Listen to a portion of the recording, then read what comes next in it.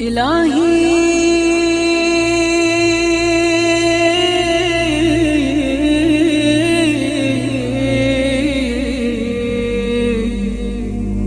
إن كان الندم على الذنب توبة. السلام علیکم ورحمۃ اللہ وبرکاتہ. اعوذ باللہ من الشیطان الرجیم. بسم اللہ الرحمن الرحیم. الحمد للہ الذی کان موجودا قبل حدوث الاشیاء ویبقى بعد فناء الاشیاء. والحمد للہ الذی یؤمن الخائفین وینجی الصالحین ویرفع المستضعفین ویدع المستکبرین ویہلک ملوکا ویستخلف آخرین. سبحان الذی منہ خلقت العباد وإلیہ المعاد. فمن يعمل مثقال ذرة خيرا يراه ومن يعمل مثقال ذرة شرا يراه. نشهد أن لا إله إلا هو الملك الذي لا ينازع في ملكه ولا يضاد في حكمه. يعذب من يشاء بما يشاء كيف يشاء ويرحم من يشاء بما يشاء كيف يشاء. تعذيبه المسيئين عدل وعفوه فضل. ونشهد أن محمدا صلى الله عليه وآله وسلم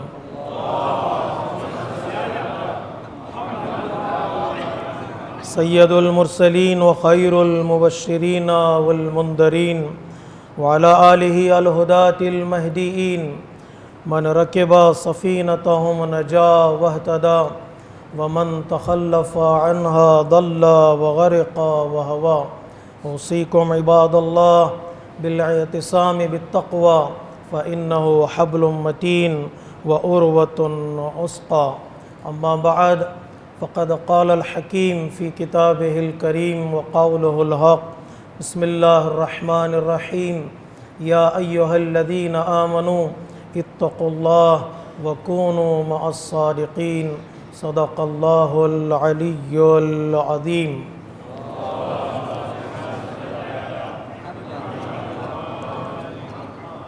خطبہ اول کی ابتدا میں اپنے نفس کے ساتھ ساتھ آپ تمامی حضرات کو تقوی الہی کی دعوت دیتا ہوں. یہی وہ بہترین سفارش ہے، بہترین وصیت ہے جو ایک مومن دوسرے مومن کو کر سکتا ہے. ہم نے گزشتہ جمعہ کے خطبے میں اہل بیت علیہ الصلاۃ والسلام یعنی محمد و آل محمد کی زندگی اور ان کی حیات کے فلسفے پر کہ وہ آج زندہ ہیں یا نہیں ہیں کچھ آیات قرآنی کو آپ حضرات کی خدمت میں پیش کیا. ایک برزخی حیات کا جو کانسیپٹ قرآن نے پیش کیا ہے، یہ خوبصورت کانسیپٹ ہے. چونکہ اہل بیت علیہ الصلاۃ والسلام صدیق بھی ہیں اور سچے لوگ زندہ رہتے ہیں. چونکہ اہل بیت علیہ الصلاۃ والسلام عالم ہیں اور علماء کو کبھی موت نہیں آتی ہے. چونکہ اہل بیت علیہ الصلاۃ والسلام شہید ہیں اور قرآن اس بات کی گواہی دیتا ہے کہ شہداء کو کبھی موت نہیں آتی ہے. نہ تنہا ان کو موت نہیں آتی بلکہ وہ اللہ کی بارگاہ سے رزق پاتے ہیں. اور خود قرآن کہتا ہے تمہارا یہ سمجھنا دشوار ہے. اس لیے کہ عام طور پہ جو ہم زندگی گزارتے ہیں ہمارے پاس جو زندگی کا اور لائف کا کانسیپٹ ہے کچھ اور ہے. آنکھوں سے دیکھیں، کانوں سے سنیں، ہاتھوں سے لمس کریں، اس کو ہم زندگی کہتے ہیں. لیکن قرآن کی زبان میں زندگی وہ بھی ہے جہاں نام باقی رہ جائے، زندگی وہ بھی ہے جہاں پیغام باقی رہ جائے، زندگی وہ بھی ہے جہاں کمال اور ان کے صفات باقی رہ جائے. مشن جب باقی رہ جاتا ہے تو اس مشن کو آگے بڑھانے والا، اس مشن کو کامیاب بنانے والا بھی باقی رہ جاتا ہے. انسان اپنے مقصد کے سائے میں زندہ رہتا ہے. وہ مقصد بہترین ہے تو وہ انسان بھی اس مقصد کے سائے میں زندہ رہ جاتا ہے. آج اہل بیت علیہ السلام کا جو مقصد تھا وہ دین مبین اسلام کی حیات تھی.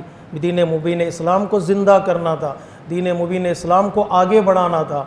اگر آج ہمارے پاس دین ہے، دین زندہ ہے، شریعت ہے، شریعت زندہ ہے، قرآن ہے، قرآن زندہ ہے، تو اس کو آگے بڑھانے والے، اس کو بچانے والے اس کے سائے میں بھی زندہ ہی رہیں گے۔ اس لیے کہ قرآن کا ایک کھلا ہوا اور کلیئر میسیج ہے دنیا والوں کو کہ ان کو مردہ نہ سمجھو، وہ زندہ ہیں۔ تو ہم نے بتایا توسل جو ہم اختیار کرتے ہیں، توسل ایک مردہ عقیدہ نہیں ہے، توسل ایک زندہ عقیدہ ہے۔ توسل یہ سوچ کر ہم نہیں کرتے کہ وہ مر چکے ہیں، ان کی کوئی طاقت نہیں ہے، کوئی قوت نہیں ہے، تو وہ لہٰذا ہمارے لیے کوئی کام نہیں کر سکیں گے۔ ہم نے بتایا نہیں، ایک زندہ حقیقت ہے۔ اب بعض لوگوں نے سوال کیا واجب ہے یا مستحب ہے؟ توسل کو واجب اور مستحب کے ترازو میں مت تولیے گا۔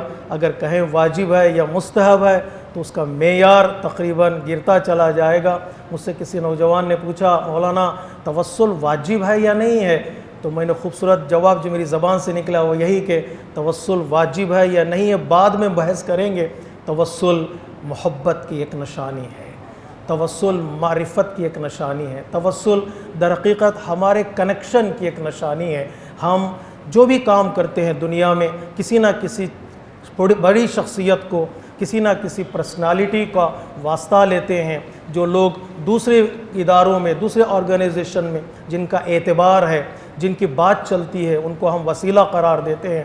اللہ کی بارگاہ میں کیوں نہیں کچھ ایسی پرسنالٹیز ہوں جو عالم ہوں، معصوم ہوں، جو انفیلیبل ہوں، جو طہارت کے ساتھ ہوں، جو علم رکھتے ہوں، جو مدد کرنے کی صلاحیت رکھتے ہوں، ان سے ہم بارگاہ پروردگار عالم میں توسل اختیار کریں گے۔ اسی سے جڑا ہوا ایک سوال جو ہمارے ذہن میں پیدا ہوتا ہے وہی کہ کیا اہل بیت علیہ الصلاۃ والسلام جب ہم ان کو سلام کرتے ہیں، کبھی ہم نماز ظہرین کے بعد، نماز مغربین کے بعد، صبح کی نماز کے بعد ہم اہل بیت کی خدمت میں سلام پیش کرتے ہیں زیارت کی صورت میں۔ زیارت در حقیقت اہل بیت علیہ الصلاۃ والسلام کی خدمت میں سلام پیش کرنا ہے۔ تو سوال یہی ہوتا ہے ہمارے نوجوانوں کی طرف سے، کیا اہل بیت علیہ الصلاۃ والسلام ہمارے سلام کا جواب بھی دیتے ہیں؟ کیا صرف ہم ہی سلام کرتے ہیں؟ کیا ادھر سے بھی کوئی جواب آتا ہے؟ کیا وہ ہمارے سلام کو سنتے ہیں؟ یہ خوبصورت سوال ہے۔ حقیقت میں ایک سوال معرفت کو بڑھانے کے لیے ہو، محبت کو مضبوط بنانے کے لیے ہو، سوال بڑا خوبصورت ہے۔ جیسا ہم نے اشارہ کیا، اگر وہ زندہ ہیں عالم برزخ میں اور ان کا اسٹیٹس دوسرے لوگوں سے زیادہ ہائی ہے، اس لیے کہ دنیا میں ان کا اسٹیٹس ہائی تھا، ان کے اعمال مضبوط تھے، ان کا عقیدہ اسٹرانگ تھا۔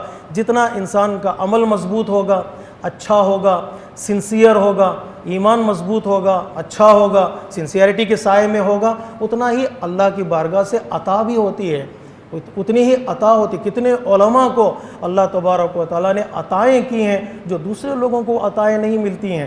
برزخ میں بھی پروردگار عالم لوگوں کے ایمان اور لوگوں کے عمل کے اعتبار سے انہیں نعمتیں عطا کرے گا، انہیں زندگی عطا کرے گا۔ تو اہل بیت علیہ الصلاۃ والسلام شہید ہیں، زندہ ہیں، تو وہ ہمارا سلام بھی سنتے ہیں اور ہمارا جواب بھی دیتے ہیں۔ اگر ایسا نہ ہوتا تو کبھی بھی اہل بیت علیہ الصلاۃ والسلام ہمارے لیے یہ اس بات کی تعلیم نہ دیتے کہ تم ہمیں سلام کرو، ہم تمہارے سلام کو سنتے بھی ہیں اور جواب دیتے بھی ہیں۔ جب زیارتوں میں جا چکے ہیں، اذن دخول ہر حرم کے باہر کھڑے ہو کر ہم اہل بیت کی بارگاہ میں اجازت لیتے ہیں۔ اجازت انہی سے لی جاتی ہے جن کے اندر لائف اور حیات کا تصور پایا جاتا ہو۔ مردہ خانوں میں اجازتیں نہیں لی جاتی، مردہ گھروں سے اجازت نہیں لی جاتی۔ اہل بیت علیہ الصلاۃ والسلام نے خود تعلیم دی ہے کہ ہم وہاں گواہی دیتے ہیں، انہی تعلیم کے سائے میں اشہد انک تسمع کلامی و ترا مقامی و ترد سلامی۔ اے اہل بیت علیہ الصلاۃ والسلام، میں جب تمہاری بارگاہ میں کھڑا ہوا ہوں، تمہارے روزے کے دروازے پر جو میں کھڑا ہوا ہوں اور اذن دخول مانگ رہا ہوں، کیا میں اندر آ سکتا ہوں؟ ایک بہت بڑا عرفانی مقام ہے یہ ایک زائر کے لیے کہ وہ ایسا محسوس کرے کہ میں ان کی اجازت کے بغیر حرم میں داخل نہیں ہو سکتا، عام لوگوں کے گھروں میں بغیر ان کے اذن کے داخل نہیں ہو سکتا۔ اس گواہی کے ساتھ کہ میں گواہی دیتا ہوں کہ تم میرے کلام کو سنتے ہو، میرے مقام کو جانتے ہو اور میرے سلام کا جواب بھی دیتے ہو۔ اہل بیت علیہ الصلوۃ والسلام نے ہمیں تعلیم دی اور سلام کا جواب آتا ہے ہمارے لیے، اس لیے تاکید کی گئی ہے کہ جب بھی اہل بیت علیہ الصلوۃ والسلام یاد آئیں تو ان کے حرم کا رخ کر کے انسان ایک سلام کرے۔ جیسے میں نے مجلس میں اشارہ کیا پرسوں کی کہ علماء کرام تاکید کرتے اس روایت کو نقل کرنے کے بعد کہ امام صادق علیہ الصلوۃ والسلام نے سید صیرافی سے پوچھا کیا تم ہر دن امام حسین علیہ الصلوۃ والسلام کی زیارت کرتے ہو؟ سید صیرافی نے کہا مولا کہاں مدینہ اور کہاں کربلا، ہر دن زیارت ناممکن ہے کہ میں جا نہیں سکتا۔ تو امام نے فرمایا اے سید صیرافی، میں اس طرح کی زیارت نہیں کہہ رہا ہوں کہ تم جا کر زیارت کرو، تم اپنے شہر میں بھی کھڑے ہو کر اہل بیت کے لیے زیارت کر سکتے ہو، کربلا کی زیارت کر سکتے ہو۔ کہا مولا کیسے کروں؟ مولا فرماتے ہر دن میں کم از کم ایک مرتبہ کسی بلندی پر کھڑے ہو جانا اور کربلا کا رخ کرنا اور کہنا السلام علیکہ یا ابا عبداللہ، السلام علیکم ورحمۃ اللہ وبرکاتہ۔ دائیں دیکھنا، بائیں دیکھنا، آگے دیکھنا، پیچھے دیکھنا، آسمان کی طرف نگاہ ڈالنا، زمین کی طرف دیکھنا اور پھر یہ سلام کرنا۔ کیوں آگے پیچھے دیکھیں؟ کیوں دائیں بائیں دیکھیں؟ کیوں نیچے اوپر دیکھیں؟ علماء عرفان کہتے ہیں اس لیے کہ میرے چاروں طرف جو کچھ بھی ہے، جو عزتیں ہیں، جو برکتیں ہیں، جو نعمتیں ہیں، جو عنایتیں ہیں، جو زندگی ہے، یہ حسین کی قربانیوں کا نتیجہ ہے۔ جو میرے پاس دین ہے، جو میرے پاس مکتب ہے، جو میرے پاس سوچ ہے، آج میں صحیح سوچ رہا ہوں، آج میں دینداری کی طرف آ رہا ہوں، آج میں انسانیت کو سمجھنے لگا ہوں، تو یہ حسین کی قربانیوں کے نتیجے میں ہے۔ تو انسان چاروں طرف دیکھے، سلام کرے، گویا تم نے امام حسین علیہ الصلوۃ والسلام کی بارگاہ میں زیارت کی ہے۔ تاکید کی ہے اہل بیت علیہ الصلوۃ والسلام نے کہ اس طرح کا تم اہل بیت کی بارگاہ میں سلام کرو۔ سلام سنتے بھی ہیں اور جواب دیتے ہیں۔ بعض علماء نے، چونکہ گفتگو شروع ہو چکی ہے تو میں تھوڑا کلیئر کرتا چلا جاؤں، بعض علماء نے سلام کا معنی دعا رکھا ہے، کہا کہ سلام اہل بیت کی بارگاہ میں یعنی السلام علیکہ، یعنی ہم امام کی خدمت میں دعا پیش کر رہے ہیں۔ دعا کیا ہے؟ پروردگار آپ کو سلامت رکھے، پروردگار آپ کے بچوں کو سلامت رکھے۔ مثلا بعض علماء نے کہا دعا کا نام دیا ہے، بعض علماء نے کہا نہیں، دعا کے لیے ہم نے کسی کتاب میں نہیں دیکھا، دعا کے لیے سلام کا لفظ آیا ہے۔ یہ سلام وہی سلام ہے جو ہم عام طور پر اپنی روزمرہ زندگی میں مومنین معاشرے میں ہم سلام مومنین کو کرتے ہیں اور مومنین سے ہم جواب لیتے ہیں۔ نہج البلاغہ میں مولا کائنات علی ابن ابی طالب علیہ الصلوۃ والسلام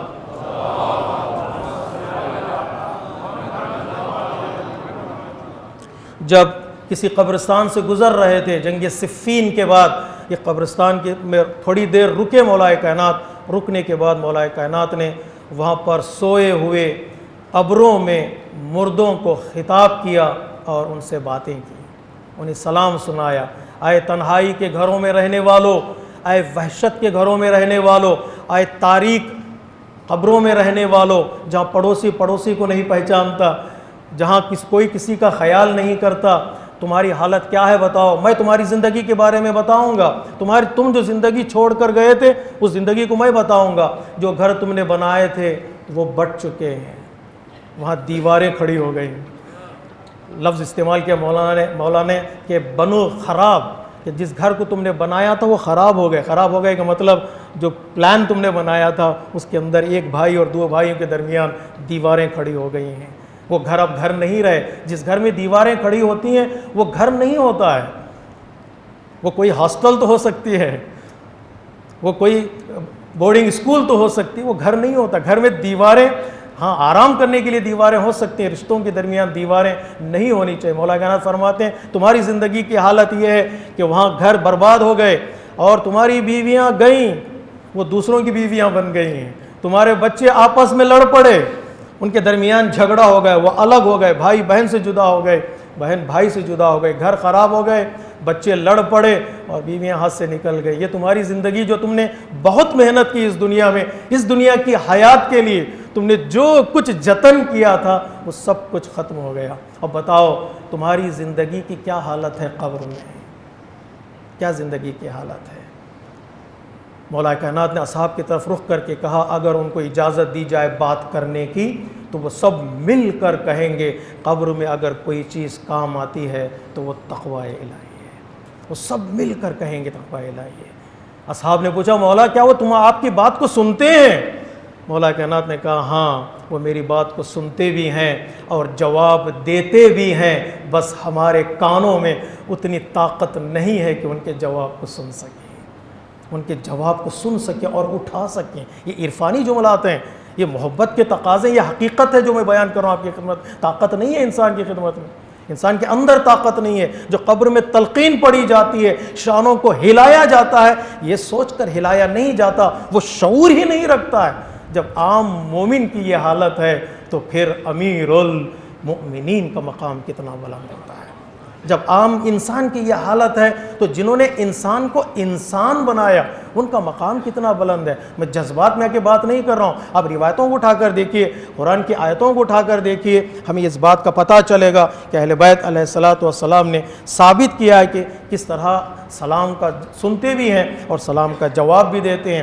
اللہ تبارک و تعالیٰ نے جو پیغمبر اسلام کی خدمت میں جو آخری نبی کا سب سے بڑا مقام ہے، جس مقام کے لیے پروردگار عالم نے قرآن مجید میں آیے صلوات کو نازل کیا، ان اللہ و ملائکتہ یصلون علی النبی یا ایھا الذین آمنوا صلوا علیہ وسلموا تسلیما، صلوا علیہ وسلم، صلوا علیہ وسلم تسلیما۔ پروردگار عالم نے حکم دیا ہے کہ یہ وہ عبادتیں ہیں درود اور سلام۔ پروردگار عالم کہتا ہے اس درود و سلام میں میں بھی تمہارے ساتھ شریک ہوں۔ پروردگار کیا زندگی میں درود بھیجیں، کہ زندگی میں ان کے لیے دعا کریں، یا موت کے بعد بھی؟ جب تک قرآن میں یہ آیت ہے محمد و آل محمد اس کا حق رکھتے ہیں کہ جب ان کا نام سنیں تو کہیں اللہم صلی علی محمد و آل محمد۔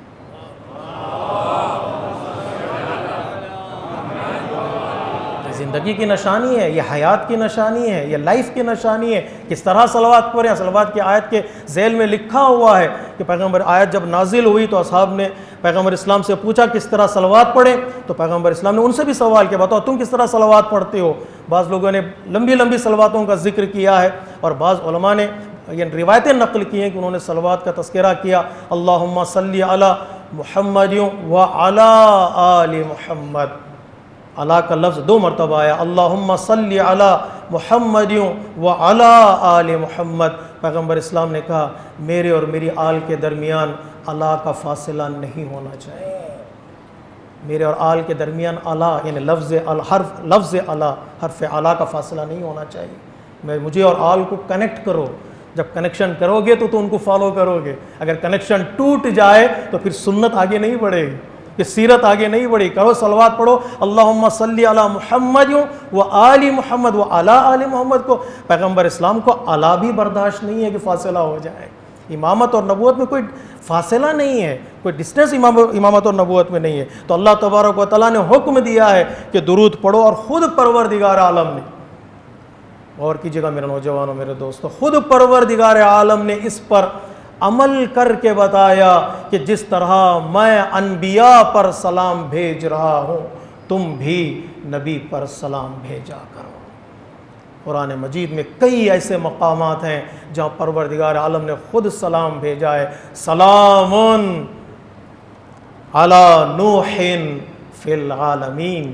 قرآن میں سلام ہے، حضرت نوح کا زمانہ قرآن کا زمانہ بہت فرق ہے، 3000 سال 4000 سال کا فرق ہے زمانے کا اعتبار سے۔ نوح کو گزرے ہوئے زمانہ ہو گیا، لیکن پروردگار عالم کہہ رہا ہے سلام علی نوح فی العالمین۔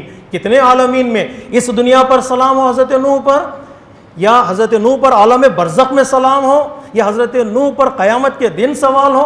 بعض لوگوں نے کہا کہ بھئی قیامت کی چیزیں سب کو قیامت پہ چھوڑ دو، لیکن پروردگار عالم کہتا ہے نہیں نہیں نہیں، کہیں غلط تصور نہ ہو جائے قیامت پہ چھوڑ دو، برزخ میں چھوڑ دو، نہیں، ہم کہہ رہے ہیں سلام علی نوح فی العالمین۔ یہ عالمین کا ترجمہ مشکل ہے کرنا، کتنے عالموں میں حضرت نوح پر سلام ہو، جتنے عالم جتنے ورلڈز گزر چکے ہیں ان دنیا میں بھی نوح پر سلام ہو، جتنی دنیا آنے والے ہیں ان میں بھی حضرت نوح پر سلام ہو۔ کوئی لمیٹیشن نہیں ہے سلام کے لیے، سلام پروردگار عالم کر رہا ہے۔ حضرت نوح پہ سلام ہے، حضرت موسیٰ پہ سلام ہے، حضرت ابراہیم پہ سلام ہے، آخری نبی پر درود ہے۔ ایک اصل ہے جسے اسلام نے ایکسیپٹ کیا ہوا ہے، اور وہ سلام انسان کے لیے تاکید کی گئی ہے کہ سلام کرو، السلام علیکہ یا رسول اللہ، السلام علیکہ یا امیر المؤمنین۔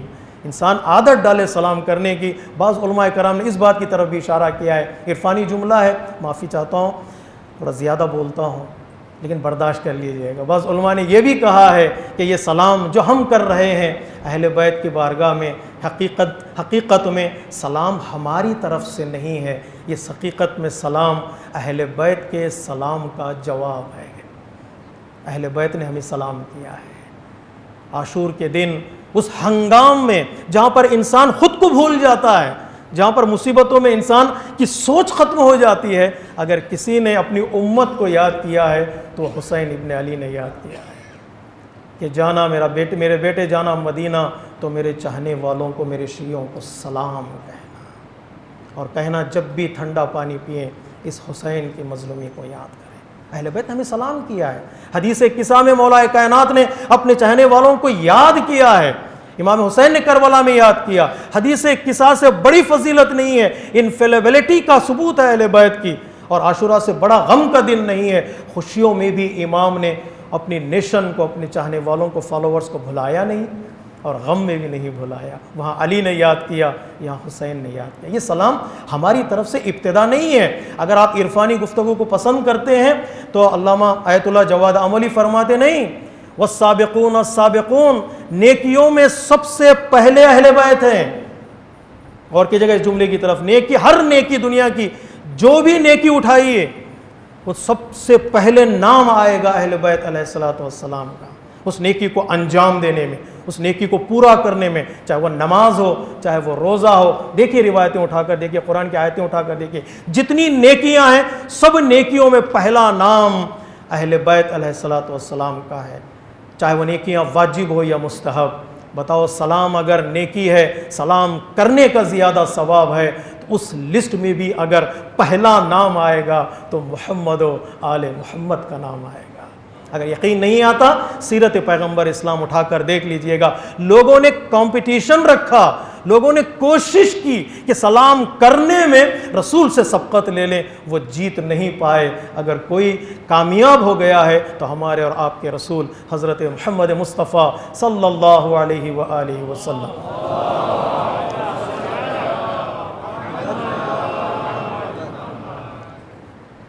سلام انہوں نے کیا ہے، ہم سلام کا جواب دیتے ہیں۔ سلام کا جواب بھی سلام علیکم سے ہوتا ہے، عربی زبان میں سلام کا جواب بھی سلام علیکم سے ہوتا ہے، اور بعض روایتوں میں زیارت علیک السلام کے طور پہ بھی ہے، وہ علیک منی السلام جواب کے طور پہ بھی ذکر کیا گیا ہے۔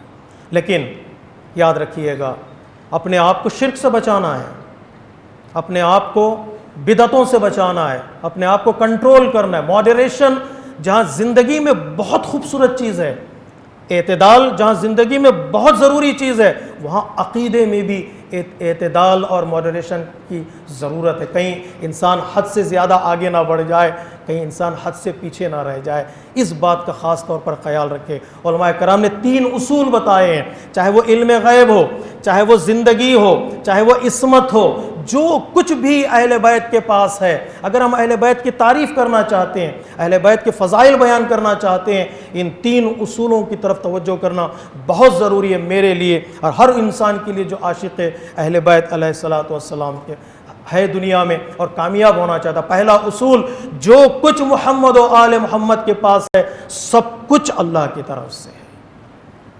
اس بات کا عقیدہ مضبوط رکھنا چاہیے کہ اللہ اہل بیت کی زندگی سے الگ نہ ہونے پائے، یا اہل بیت کو اللہ کی ذات سے الگ نہ کرو۔ جو بھی ہم کمال کا ذکر کرتے ہیں محمد و آل محمد کے لیے، اللہ کا لفظ وہاں ضرور آتا ہے، اگر نہیں آتا ہے تو پرابلمز ہو سکتے ہیں۔ ہم کہیں گے علی کو ولی اللہ، وہ ولی ہیں، لیکن فوراً کہیں گے وہ اللہ کے ولی ہیں۔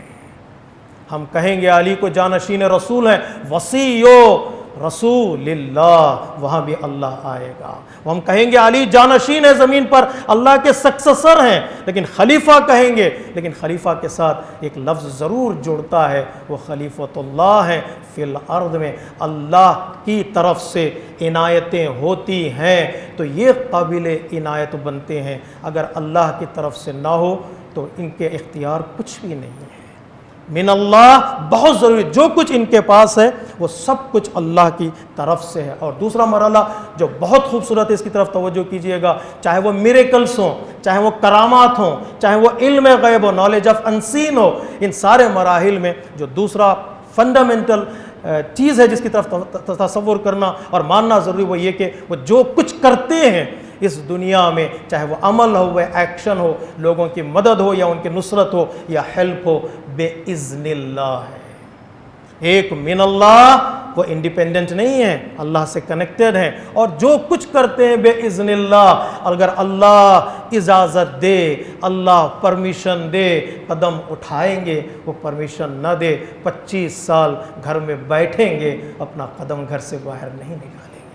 بے اذن اللہ بہت ضروری ہے۔ قرآن مجید میں حضرت عیسیٰ کے معجزات کا جہاں تذکرہ موجود ہے، کئی مرتبہ حضرت عیسیٰ نے کہا میں زندہ کر دوں گا، میں مردوں کو زندہ کروں گا، میں پرندوں کو زندہ کروں گا، فوراً حضرت عیسیٰ نے کہا بے اذن اللہ، اگر وہ اجازت دے، وہ اگر اختیار دے، وہ اگر اتھارٹی دے تو قدم آگے بڑھائیں گے، وہ اتھارٹی نہ دے تو قدم آگے نہیں بڑھاتے۔ یہ دو اصول، من اللہ، بے اذن اللہ۔ اور تیسرا اصول بھی سمجھ جائیے گا، جو بھی اللہ کے نیچے ہیں، نبی ہو، رسول ہو، امام ہو، ولی ہو، اولیاء ہو، عرفاء ہو، جن کا بھی روحانیت سے، اسپرچولیٹی سے سروکار ہے، جتنا بھی علم ان کے پاس ہے، جتنی بھی اتھارٹی ان کے پاس ہے، جتنا بھی اختیار ان کے پاس ہے، سب کچھ لمیٹڈ ہے۔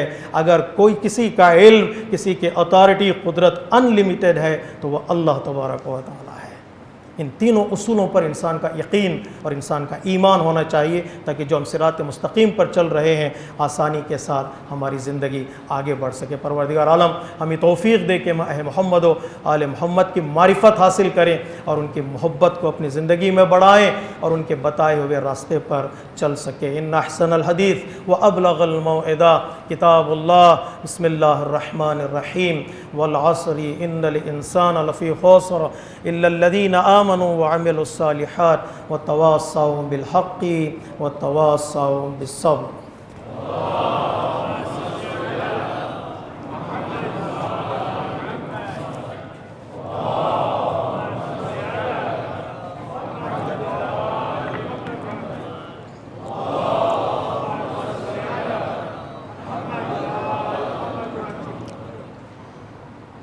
اعوذ باللہ من الشیطان الرجیم، بسم اللہ الرحمن الرحیم، الحمد للہ رب العالمین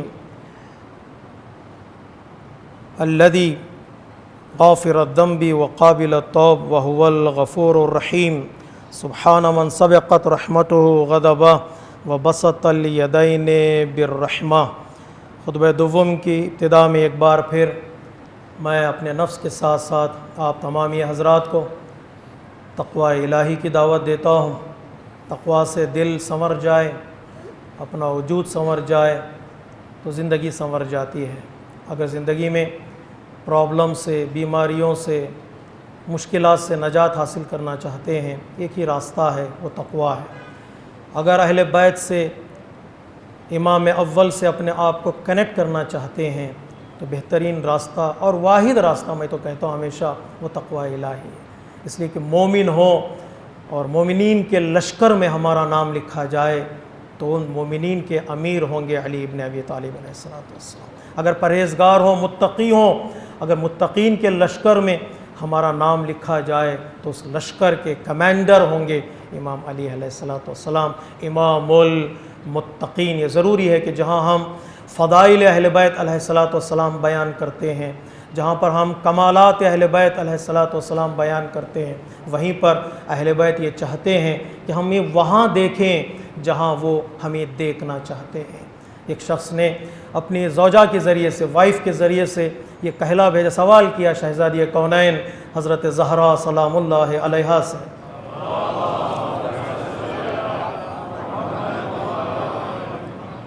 کہ آپ کی حدیثیں، آپ کے خطبے اور مولا کائنات کی حدیثیں، مولا کائنات کے خطبے اور سرمنز، پیغمبر اسلام کی حدیثیں، پیغمبر اسلام کے سرمنز ڈرا دیتے ہیں۔ شیعوں کے کنڈیشنز، شیعوں کے ایٹریبیوٹس، شیعوں کی جو صفات ہیں بہت مشکل ہے۔ پریشان ہو جاتا ہوں میں کبھی کبھار کہ شیعہ ہوں کہ نہیں ہوں، شیعہ ہوتا کون ہے۔ سوال کرو اپنی بیوی سے، اس نے کہلا بھیجا، بتائیے بیوی کوئی ایسا ایک جملہ بتائیے جو شیعوں کی پہچان ہو، سیدھی سادھی پہچان ہو، جس پر میں چل سکوں اور واقعی معنی میں شیعہ بن سکوں۔ وہ عورت آئی شہزادی کی خدمت میں، اس نے سوال کیا، شہزادی نے فرمایا آسان طریقہ ہے، اگرچہ چلنا دشوار ہے، اس کو ڈائجسٹ کر لو، اس کو لے جاؤ اور اپنے شوہر تک پہنچا دینا کہ جہاں ہم چاہتے ہیں تمہیں دیکھنا تم وہاں نظر آؤ، جہاں ہم نہیں چاہتے وہاں نظر مت آؤ۔ بس ایک اصول ہے جو بیوی نے بتایا ہے۔ اور اس کے بعد چھٹے امام نے بھی تقویٰ کی تعریف میں یہی جملہ فرمایا، ہمارے لیے سب سے کامیابی کی منزل یہ کہ ہم اہل بیت علیہ الصلوۃ والسلام کے راستے پر چلیں۔ اہل بیت علیہ الصلوۃ والسلام کی زندگی کا انداز بھی یہ تھا کہ وہ مظلوموں کی حمایت کرتے تھے اور ظالم کے خلاف آواز بلند کرتے تھے۔ ہم سب کی ذمہ داری ہے مظلوموں کی حمایت کریں۔ جو کمیونٹی میں مظلوم ہے، مظلوم کا مطلب صرف یہ نہیں ہے کہ کوئی ان کو مار دے، کوئی گھر جلا دے یا بچوں کو شہید کر دے۔ کوئی مظلوم اس طرح کے بھی مظلوم ہے، فائنانشیل اعتبار سے وہ اسٹرانگ نہیں ہے، زندگی نہیں گزار سکتے، ممکن ہے انہیں سپورٹ نہیں مل رہا ہو، ان کو سہارا نہیں مل رہا ہو، بزنس کے اعتبار سے انہیں سہارا چاہیے، ان کے سہارے کی ضرورت ہے، میڈیکل ایکسپنسز میں ان کا سہارا چاہیے، ان کو سہارے کی ضرورت ہے۔ ڈھونڈا کریں، ان مظلوموں کی حمایت کریں جو کمیونٹی میں موجود ہیں، جو اس شہر میں موجود ہیں، اس ملک میں موجود ہیں۔ ہاں، کچھ مظلومین انٹرنیشنل لیول پر مظلوم ہی بنتے چلے جا رہے ہیں، دنیا کی آنکھوں میں دھول پڑی ہوئی ہے۔ ایک میرج سیریمنی پر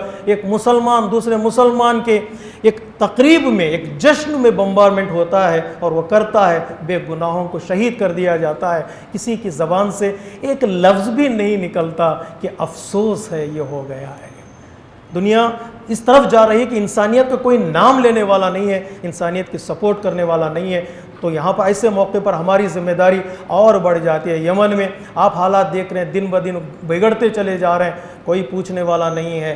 بحرین جو ایک سویا ہوا انقلاب ہے، خاموش انقلاب ہے، جو چلتا چلا جا رہا ہے، 2011 2011 سے لے کر آج تک پروٹیسٹ ہو رہے ہیں، مسجدیں بند کر دی گئی ہیں، لوگوں کو پریشان کیا گیا، بے جرم و بے گناہ لوگوں کو قید میں رکھا گیا ہے، علماء کو قید میں رکھا گیا ہے کہ دنیا کی یہ سو کال جو آرگنائزیشنز ہیں، ہیومن رائٹس کی بات کرتے ہیں، ان کی زبانوں پہ تالے لگے ہوئے ہیں۔ ابھی 2 نوجوانوں کو پھانسی کے لیے ان کو قتل کرنے کا حکم صادر کر دیا جاتا ہے، جرم نہیں بتایا جاتا اور ٹرائل پہ ان کو لایا نہیں جاتا، صرف جرم یہی ہے کہ انہوں نے ایک پروٹیسٹ میں حصہ لیا تھا، اس پروٹیسٹ میں حصہ لینے کی وجہ سے ان نوجوانوں کے لیے قتل کا سبب بن جاتا ہے۔ ان مظلوموں کی حمایت جو اہل بیت علیہ الصلوۃ والسلام کا شیوا ہے، اس کی طرف توجہ کریں اور ظالم کے خلاف آواز بلند کرنا ہم سب کی ذمہ داری ہے۔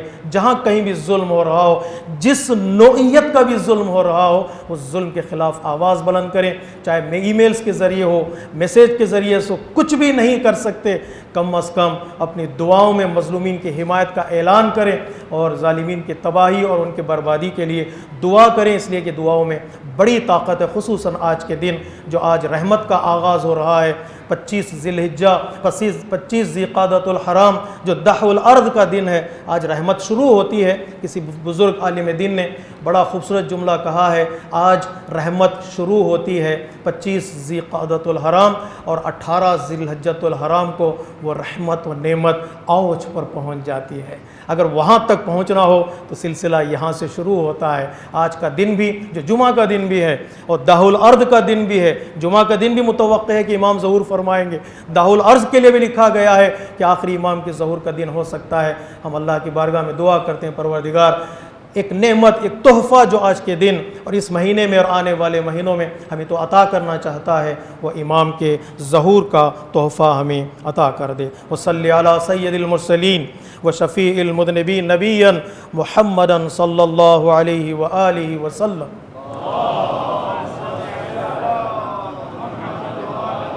وعلی امام المسلمین امیر المؤمنین علی ابن ابی طالب وعلى سيدة نساء العالمين وبضعة خاتم النبيين سيدتنا فاطمة بنت رسول الله وعلى الحسن المجتبى والحسين الشهيد بكربلاء سيدي شباب أهل الجنة وعلى أئمة المسلمين وقادة المؤمنين علي بن الحسين ومحمد بن علي وجعفر بن محمد وموسى بن جعفر وعلي بن موسى ومحمد بن علي وعلي بن محمد والحسن بن علي اللهم صل على مولانا صاحب الزمان